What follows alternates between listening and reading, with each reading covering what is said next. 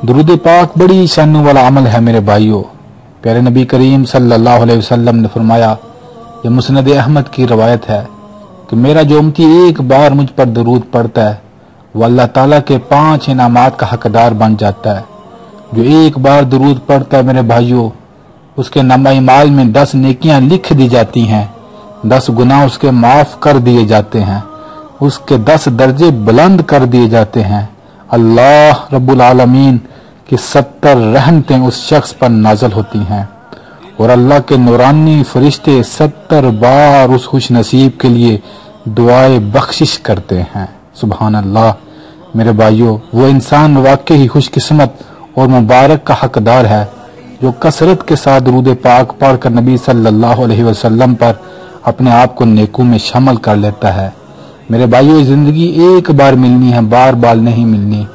اپنے اس قیمتی وقت کو زیادہ سے زیادہ درود پاک پڑھ کر اللہ کی رحمتوں کے حقدار بن جائیں۔ اللہ سے دعا اللہ ہم سب کو عمل کی توفیق عطا فرمائے، آمین۔